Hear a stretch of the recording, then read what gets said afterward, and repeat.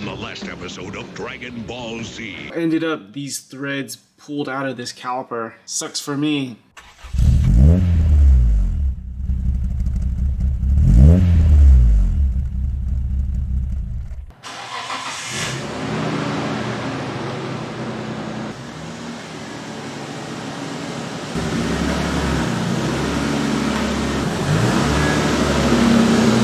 Alright, late as hell on a Friday night, you know what that means. Get to work on my own stuff. Today we're working on the floor because customer stuff's on the lift. Lift number 2 is getting installed this coming Monday, so hopefully we don't have to do this again. Alright, so we're living in the Fast and Furious because no caliper. Right now on that caliper, I have these brake line block offs. You use these as a tool to isolate like a braking problem in the system. Modern cars, you can use the scan tool to isolate the brakes, but here's the old school way to do it. Bear makes these. They also have this brake booster push rod adjustment tool, which a lot of people don't know about, and I'll have a link in the description below. Okay, so hopefully I can fix this thing tonight and have the Skyline for the weekend, but we'll find out. Got my old caliper, got another set of calipers, got another set of reman calipers. I'll lay all these calipers on the table and let's tell a story. Alright, so I got 3 brake calipers on the table.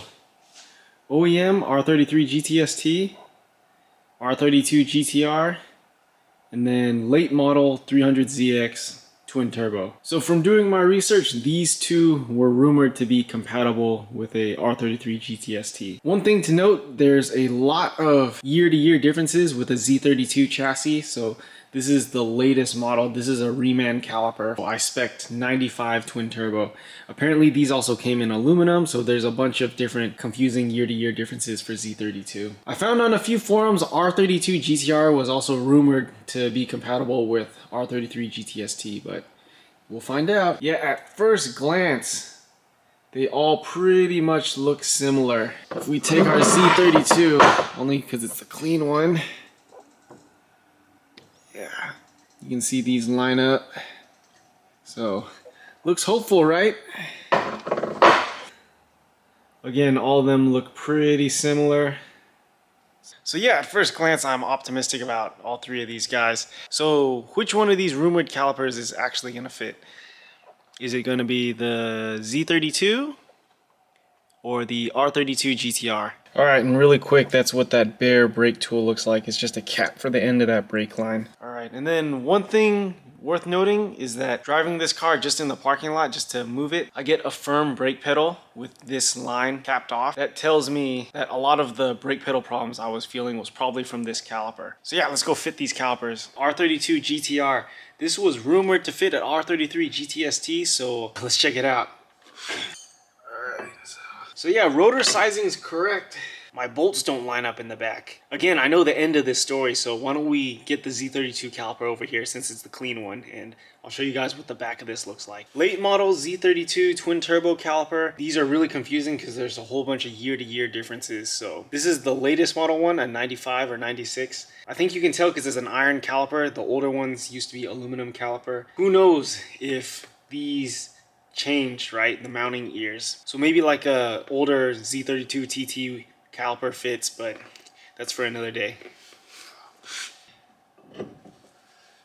So yeah, same thing over the rotor, it's good, but I'm hitting the top of that rotor right now and my bolts don't line up. So you can see it's hitting the rotor right now. Alright, so it's kind of tough to see, but the moral of the story is these legs are too short. That bolt hole and those legs actually need to extend out a little bit further in order for this guy to fit. Looking at the back of this beforehand, the bolt pattern is correct, like the bolt spacing, but these legs are too short. They actually need to extend out a little bit. Hopefully you guys can kind of see right there. There's the mounting hole, and that's the caliper, just like a hair off, maybe like 5 mil. But yeah, I confirmed R32 GTR and Z32 TT calipers are interchangeable, but both those guys and these guys are not interchangeable with my S1 R33 GTST. Alright, so good thing I test fitted earlier in this week. I was actually trying to get those guys powder coated ahead of time so I could fit them onto the car. So this also meant it gave me time to try to devise a temporary solution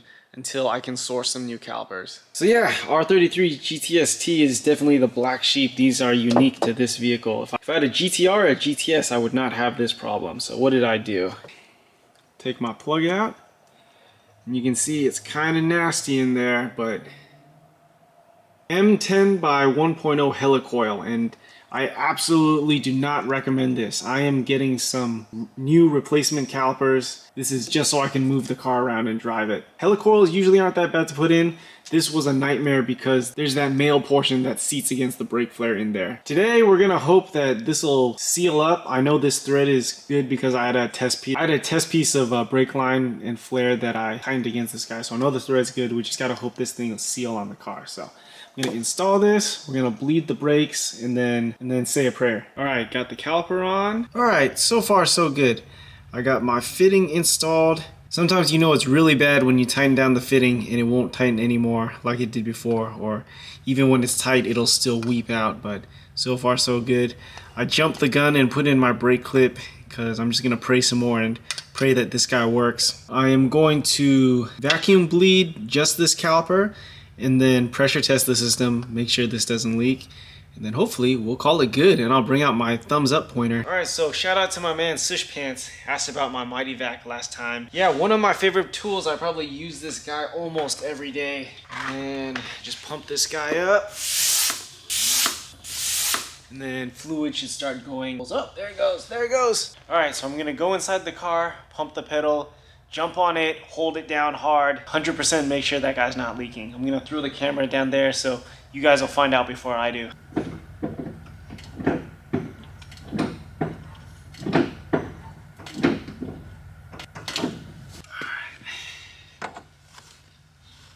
Alright, I felt the pedal sink a little bit, but there might still just be air in the liner. Maybe when the wheel's on, because the rotor still has some deflection, but I'll go stomp on the pedal a few more times.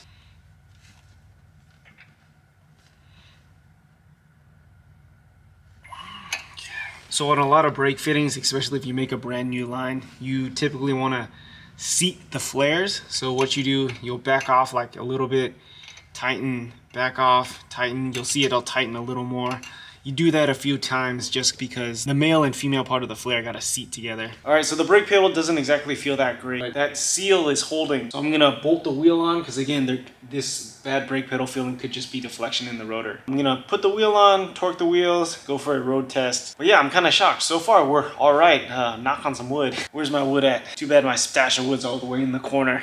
All right, brakes bled, wheel torqued, brake fluids topped off. I'm gonna go road test around the block, make sure this is okay. And hopefully I can have my Skyline back for the weekend. Dexter, come here. Yes. All right, just got back from my road test around the block. Brakes actually feel really good. They haven't felt this good in a long time. And that block off tool from the brake line from Bear exactly did its job.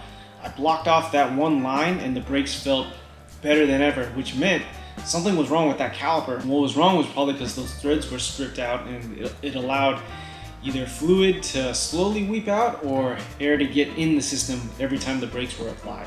You can see I got the wheel turned and I just shined a flashlight under there, and sure enough, that fitting's bone dry. Again, knock on wood, but great so far after a few hard stops. I have a set of S1 R33 GTST calipers coming from Florida that I found secondhand on the Skyline Facebook groups. So both these front calipers are absolutely going to get replaced. I absolutely do not recommend doing this repair. This is just so I can drive the car around. So this is a band-aid fix and not a long-term solution. Anytime this happens, absolutely replace your caliper. What's the moral of this story? I say that being a long-time AE86 Corolla guy with these cars coming into the limelight nowadays. Same thing, Skylines are available to your average enthusiast now. These are only going to get more popular. So if you're interested in a car of that vintage, let's say AE86 or Nissan Skyline, think about this first. Classic cars all have classic car issues. This thing's like 30 years old already. So classic car issues combined with foreign market car and all the issues that come with owning a foreign market car stateside.